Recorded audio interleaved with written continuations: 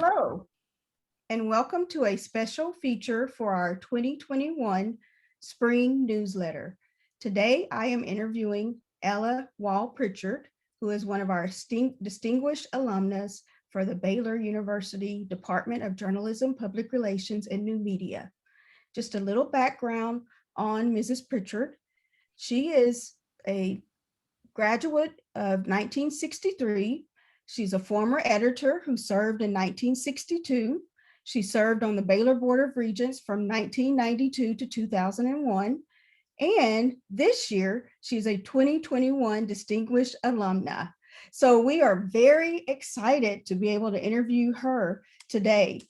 And Ella, first, I just want you to give us a little summary about your experiences at Baylor, and just a little bit about your just anything that you want to share with us, just as an introduction. Well, I always wanted to go to Baylor. My mother never knew where I first heard about Baylor, but certainly from, young child, it was always Baylor. And I was growing up in Texarkana, Arkansas. Always loved to write, wrote little stories in grade school. I guess by the time I was in 6th or 7th grade, I was producing little mimeograph newsletters, whether there's the church choir, the children's choir, or the Girl Scout troop, or the whatever it was. I produced little newsletters, served as editor of my high school newspaper. And in those days, a lot of people minored in journalism and majored in English, and the Baylor Journalism department was very small. And so I visited both with my high school journalism teacher and the editor of the Texarkana paper. Both of them encouraged me to go to Baylor, thought it was a good choice for me, advised me to major in English and minor in journalism. We had only made one quick trip, stopped on the campus at a little gas station. We were Hancover School of Business is now, and or the old School of Business, and looked around the campus just a little bit. The campus, of course, was very small then, basically from 5th to 8th, and from Brooks Hall to Waco Hall was the campus. So that's all I ever saw at Baylor until I arrived as a freshman, took potluck for a roommate. Survived 6 weeks in the English department because they did not like my style. Not very long. To this day, I can remember the 2 mistakes that got me a C on an English paper. I'd probably never even seen a B on an English paper in my life, because I remember, I called my high school English teacher long distance. So I could see, and to this day, I don't see what was wrong with what I wrote. And so I'll tell you what it was. I started a sentence with "and" for emphasis, very intentionally. And I wrote about walking across Baylor campus. And they objected to the fact that I did not put a "the" before Baylor. And you can do that in journalistic writing. So obviously I was not a fit for them. And so I switched to history, which turned out to be, I was taking Rufus Spain for American history, and it was history at Baylor just had giants as teachers in those years, and I'm sure it still does, but certainly some of the greatest and most famous teachers Baylor had came out, were history professors. So different from high school history and memorization of dates. And it's turned out, I'm probably deviating from your question, Mia, but it's turned out to be a wonderful life preparation, because history and journalism both deal with facts, and they deal with research, and they deal with analysis, and so and trying your best not to be subjective. And so, in fact, I read recently, journalism or news stories are the first draft of history. I liked it put that way. Good combination. So it's made me a very, very analytical person. Because of that.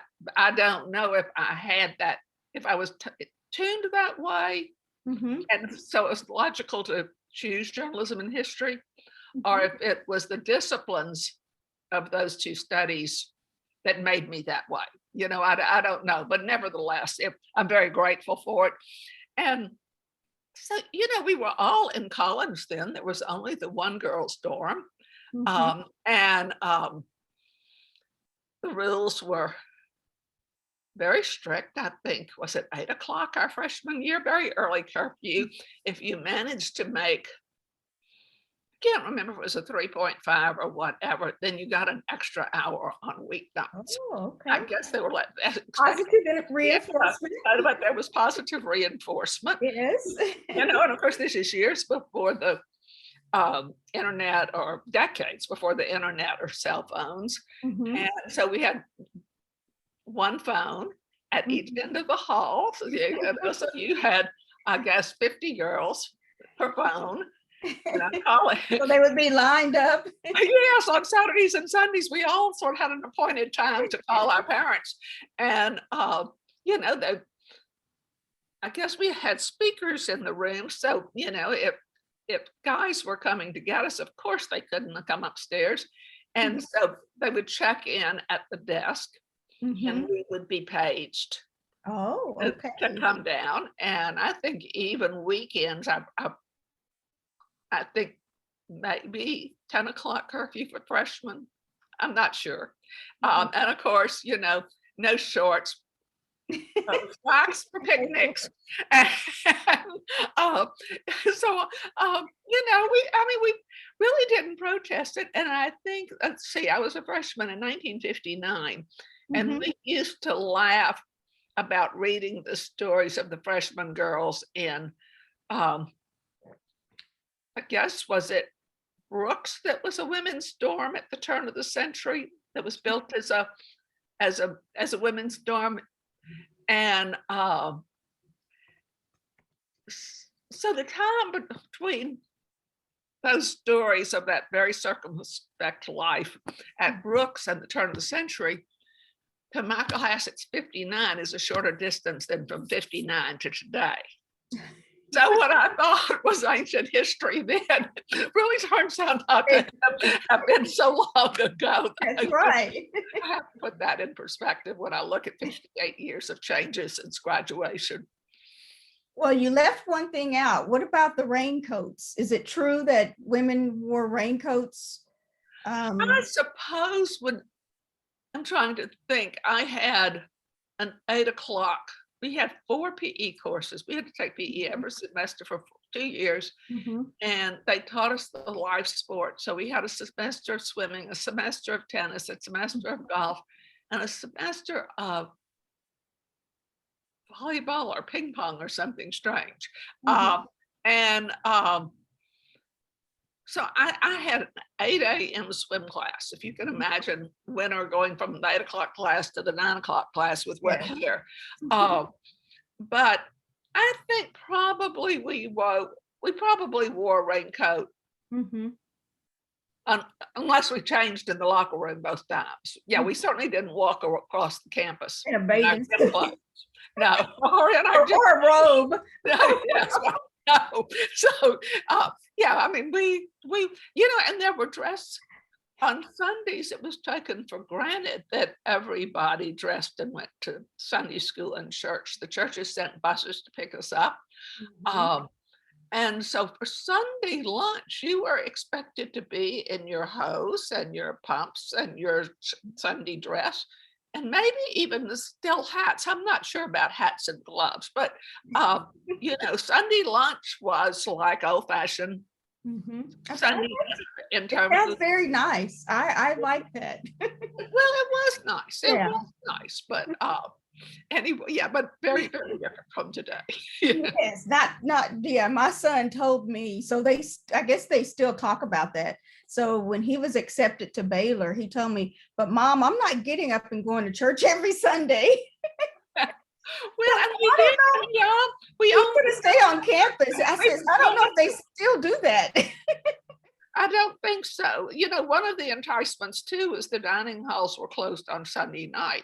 Oh, okay. And of course, we all undergraduate women could not live off campus. So Mhm. all of the women were on campus for the 4 years. Mhm. And there, we were still in basically a low income part of Waco. So there were no, and Highway 35 wasn't there. So, we would walk back and forth to town to shop on Saturdays, but there were Yeah, no, the health camp. The health camp was there, I think. yeah, Was but that it? wouldn't have been within walking Yeah, distance of that's a the little old far. campus. So there Yeah, wasn't any place to walk. yeah. So the big Baptist churches Mhm. all did supper before training union. Oh, so that was another incentive. And so absolutely most people went to one of the big Baptist churches because they got fed free supper that way. Oh, And, yeah. and that was, I remember, Mia, that one of my friends at Baylor, I remember how much it cost because this girl waited tables in a Mhm, tourist spot somewhere along the Alabama, Florida panhandle. mhm, And so she got good tips, mhm, and she could save, I guess it was $1,200. mhm, And she worked in the food service behind the counter, which mhm. gave her free board. And so the $1,200 she earned in the summer exactly paid for tuition and room. Oh, wow. So That really was it was possible to work your mhm. way through Baylor Yes. Yeah, at that that was a time. blessing. And I knew lots of people who worked their way through Baylor. Mhm. That But, was, yeah, but it that was a sticks in blessing. my mind how much it took, Yes. you know. Okay, well, let's go on to the next question. You were one of the first women who served as a Lariat editor. Can you talk about that experience? Well, the funniest part, and I think I was the fourth one, third or fourth. Mhm, Um, those had come immediately before me. mhm. But I remember distinctly in those days there was a board of publications, Mhm. and there We were still have it. well, but I don't know that it's composed the same. There were elected Oh, okay. student representatives from the junior and senior classes, Mhm, as well as administration appointed mhm, some deans and some faculty members and mhm. such. And so I was the elected class representative, and it's amazing that when I ran and then you ran for editor, you submitted your resume and they interviewed Oh, you and okay. you were voted on. Mhm, And so there was at least one male candidate. It may have been more than one. mhm, Um, but I remember in my presence, since I was a voting member of the committee and was there to hear them talk about me. And I mhm. remember one of the deans, unfortunately, I forget which one it is, so I can't point a finger at anyone, but in front of me, he said, well, we all know that it would be better to have a male editor. But unfortunately, the male candidates are not as qualified as Miss Wall, and therefore we Okay. will have to elect her. We will have to, we're forced. We don't really want to, but we're forced They to. were forced to. And so, so I came before the feminist movement, Mhm. there were definitely glass ceilings. There were Yeah. definitely glass ceilings, at Baylor as well as in the industry. Mhm. Uh, so that's my funniest experience is Oh my the goodness, Lariat. that's Um, huge. but So, what were some of the biggest stories that you covered while on the Lariat staff? well, I suppose really, I did a little bit of everything. You started off your your first job was usually as a city editor. And so Mhm, you worked one day a week putting it out, and then you got assignments like women's editor or news mhm. editor. I think I was night managing editor my junior year under Bill Hartman, Oh, which okay. was staying up because this is what your students don't understand because I had an interview several years ago. Mhm, the idea of hot type and Mhm. linotype machines and hand setting the headlines and a flatbed press, the fact that Yes. so I mean, we stayed at the press because if they had to cut stories or the type for the headline didn't fit, I mean, we were physically throwing away lead. Yes. I know about that because I worked at the Trib. We'd have to walk back there and they'd Yeah. say, "Now, where do you want us to cut?" So that job was to stay up until you put the newspaper to bed and the first paper came up and you checked it. But the year that I was editor, the fall I was editor, was in the midst of the civil rights. This is fall 1962. So there were sit-ins at the movie theaters down in Austin, just lots of agitation beginning. This is the beginning of the Kennedy administration.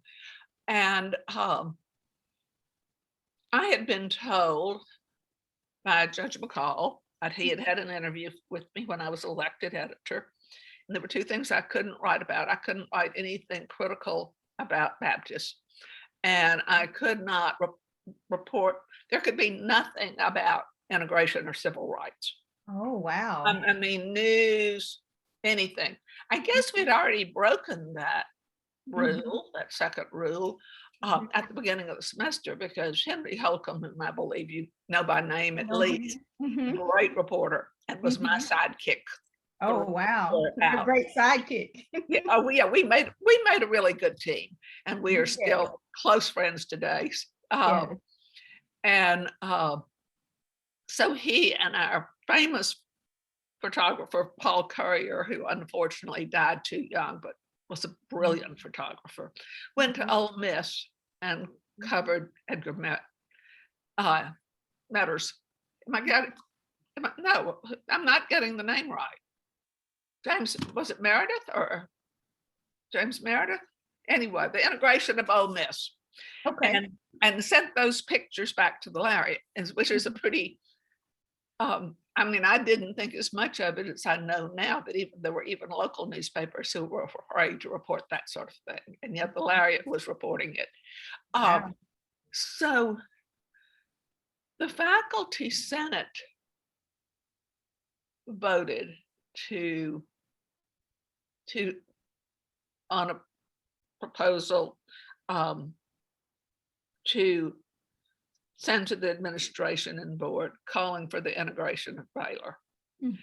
And I was a little bit nervous about writing it. I would say that David McCam did a great job, who was our professor and Lariat supervisor, did a great job of explaining the ethics and responsibilities of a newspaper editor, that there's a moral obligation to speak the truth to power. I don't think that was the term he used then.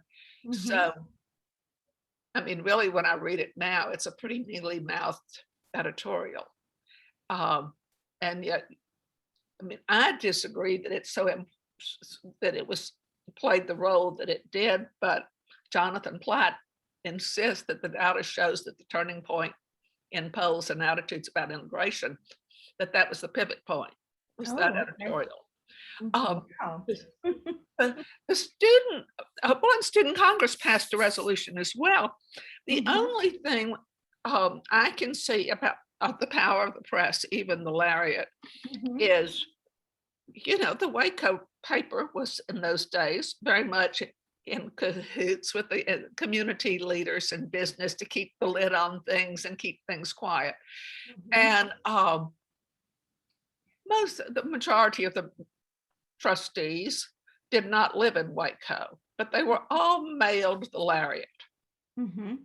So they could keep up with what was going on. The Lariat, they did not know about the faculty resolution or the student Congress resolution.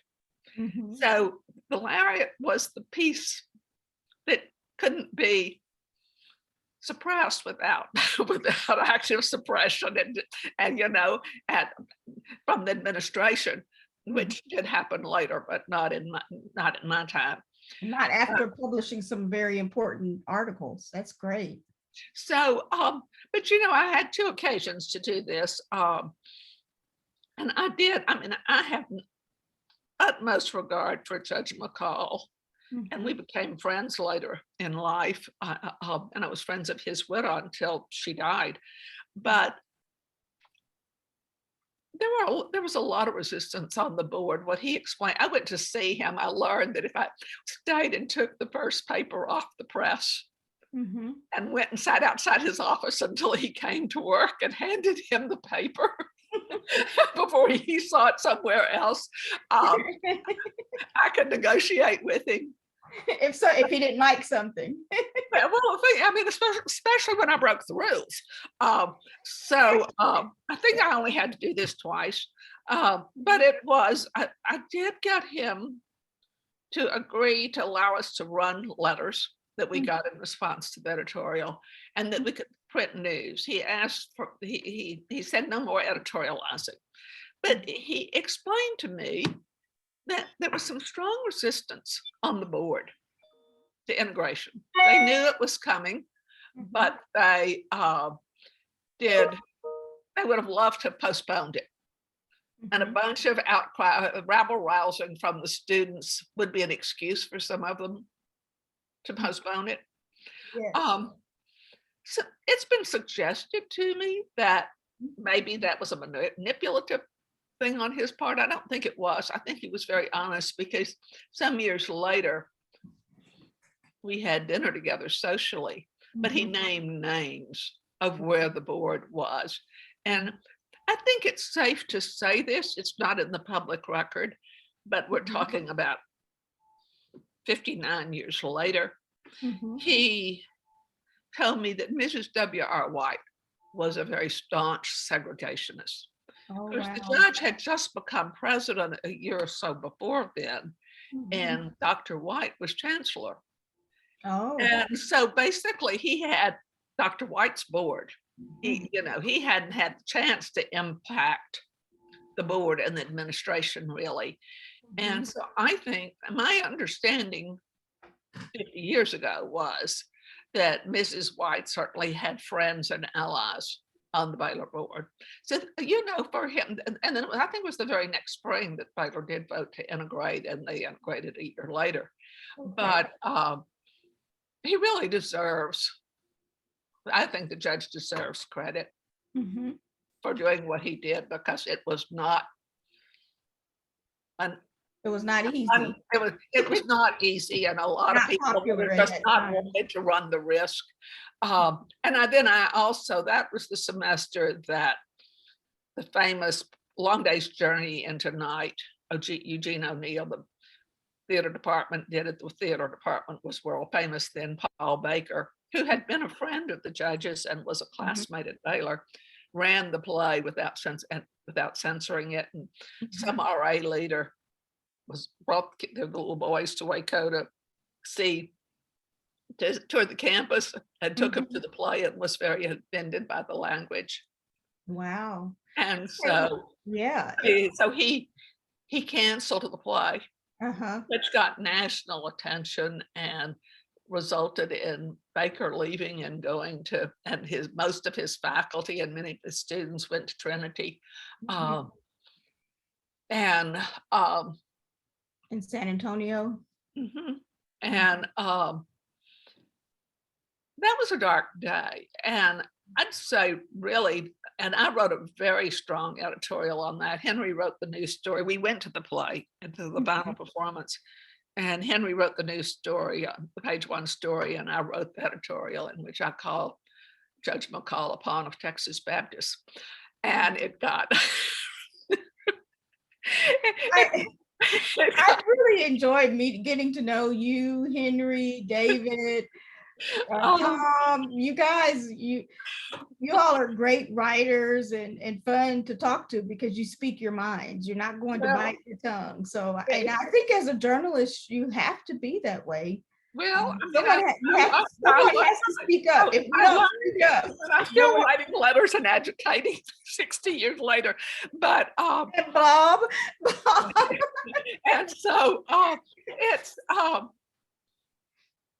I mean, it was a huge story. And I would say in the early years after I left Baylor, that was the story that I was known for. Today, it's the editorial. But I mean, Mhm. faculty loved me because it was a issue of censorship, administrative censorship of faculty.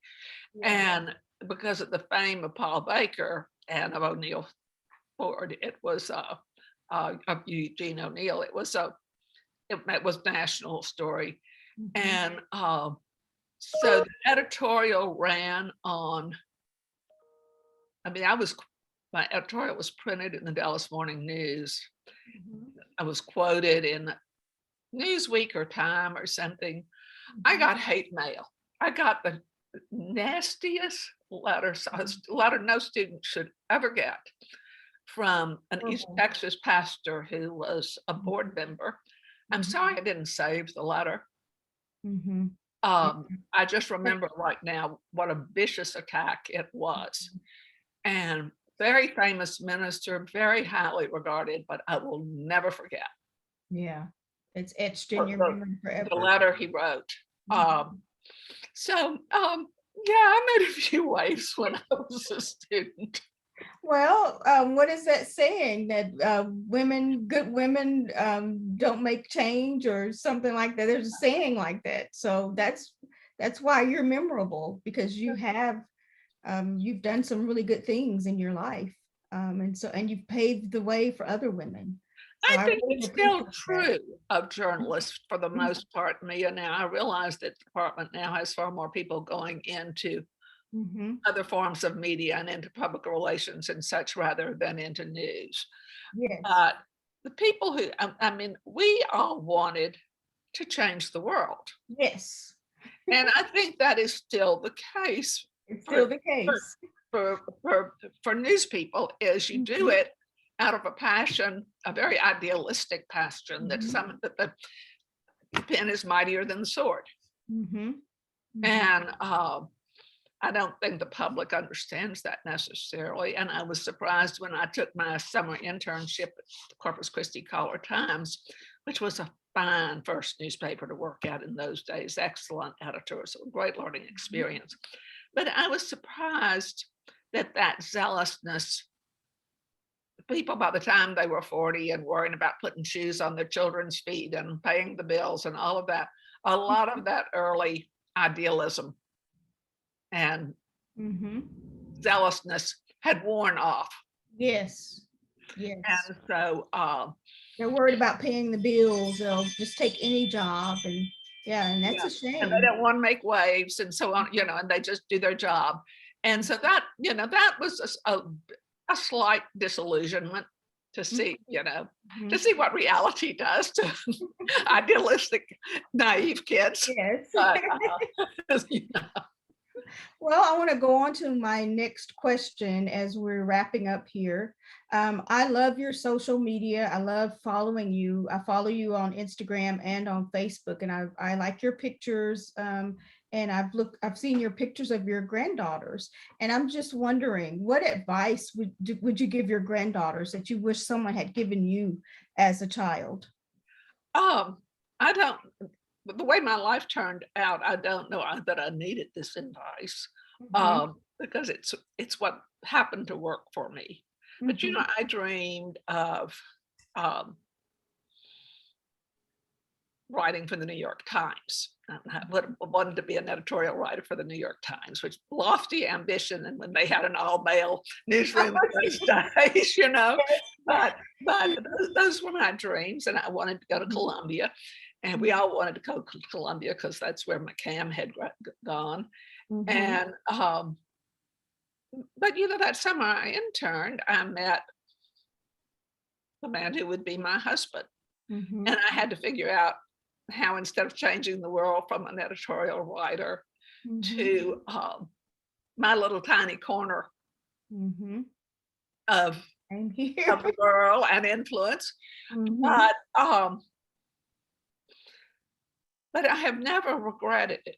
Mhm. And I guess my advice is don't see places as geographically or desirable, undesirable.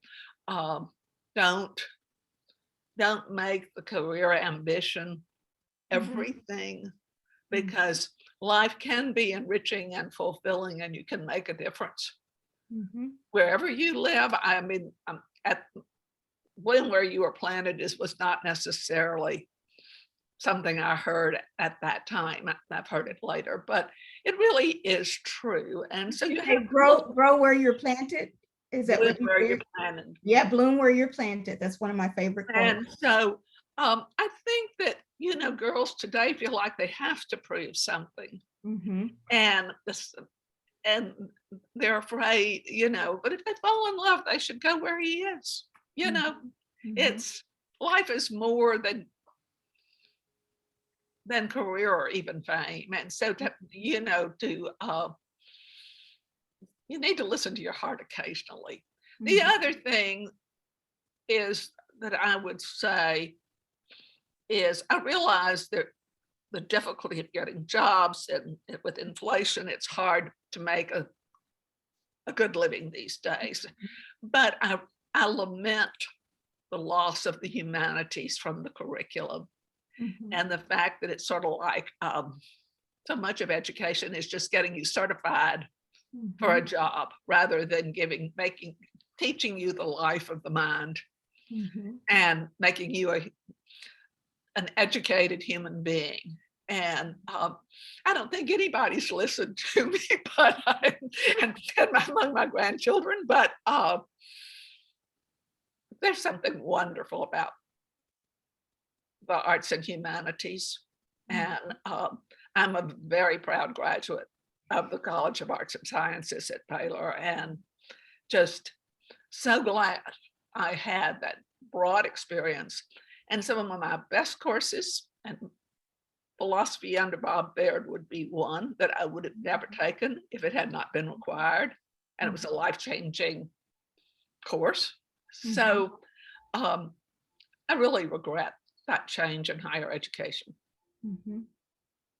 Okay. Well, in closing, is there anything that you would like to add? You know, those of us who were at Baylor from 1961, I suppose, when Dave Chevins came as chairman and David McCann came, until Mr. Chevins died and David left in 74. We've been almost like a fraternity. We all know each other. And I would say that McCann himself is the one that has probably been the linchpin who has kept up with all of us. I mean, this is how we just found out that Bill Hartman, one of our truly distinguished alumni, a great small town newspaper chain owner, died. And so those friendships and those connections have lasted me for 61 years. And, you know, we have Zoomed during the pandemic. You've been in on some of those Zoom conversations with the old alumni. We keep up during Facebook, on Facebook. And the older I get, the more I really, really appreciate this virtual network of friends scattered, not even just in the continental United States, but one of our graduates is in Australia. And, you know, we have a graduate or two in Alaska. And it's, you know, social media has just been a fabulous way to stay in touch. Yes. Well, thank you so much for meeting with me today. This has been a wonderful interview, and I think our students as well as faculty will enjoy listening to it. As always, I've enjoyed speaking with you. You are an inspiration to me and to our students and faculty. So just thank you for everything that you do for our department and for Baylor University. Well, thank you, Mia. And, you know, we're all thrilled with the job you're doing in the department. We're all very excited about the future of the department and the students you all are producing. So thank you, and thank you. I'm enjoying it. It's a good adventure. Every day is an adventure. It's good for you. Thank you. Yes. I will see you later. Okay, bye, Mia. All right, bye-bye.